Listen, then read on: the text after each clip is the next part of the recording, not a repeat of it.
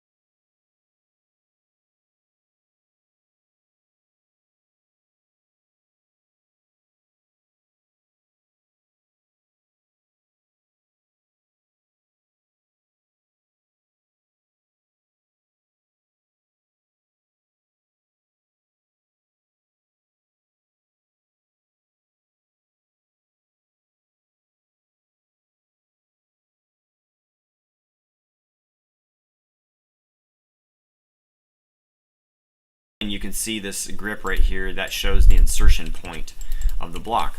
So now, if I want to insert another copy of this somewhere else in my drawing, I can simply say Insert.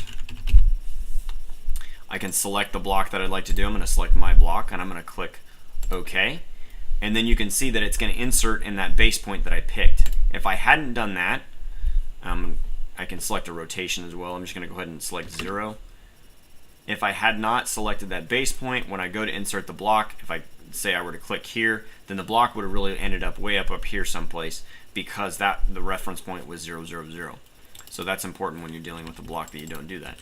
The next thing that we can do is actually, I'm going to develop a different set of lines here.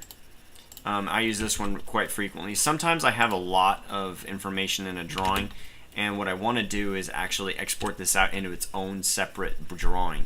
In that particular case, we use W block. So now what I'm going to do is I'm going to select the objects in the drawing, and then I'm going to select the pick point that I want to insert it. A lot of times with W block, I will leave it at 0, 0, 0 because I don't want to change the coordinate system. So let's pretend for a moment that I have a bunch of lines that represent some sort of engineering design that I'm working on, or perhaps a boundary map. If I'm a surveyor, I'm working on a boundary map, and I need to bring those lines in to another drawing, and I want to bring them across as a block. I probably want to leave it on 0, 0, 0 because I don't want to change its coordinate system. Otherwise, I'm going to have to find common points in my new drawing to line those stuff up with. So typically for a W block, I leave it as 0, 0, 0. That doesn't necessarily mean you are going to do it that way every time. That's just what I do for what I'm doing. All right, so the last thing I'm going to do is go to the file name and location, and so then I'm going to go put it someplace that's important to me. I'll just put it in my documents right now, and then I'm going to give that block a name. New block is fine, but I like to give the block a specific name so that when I go to reference it later, that I'll know what I'm looking at.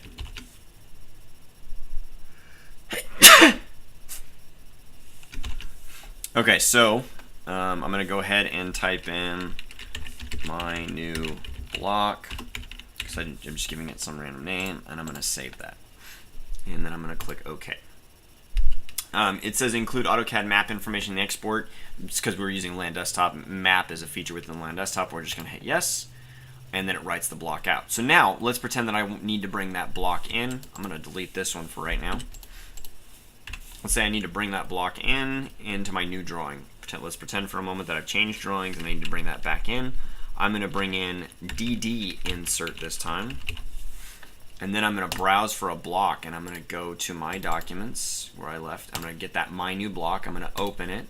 And then I can either specify insertion point, or like I said, I'm going to leave it at 0, 0, 0 because I want the coordinate system to stay the same in this particular case. And I'm going to leave it as a uniform scale, and I'm going to click OK. And then it's asking for the rotation. I'm just going to go ahead and set 0. You notice that block comes in exactly where it was, and it's all joined together. It comes in right where it was previously. So that's basically how to use blocks, how to export them, create them within your drawing, insert them within your drawing, export those out to a separate drawing file, and how to bring that drawing file back in.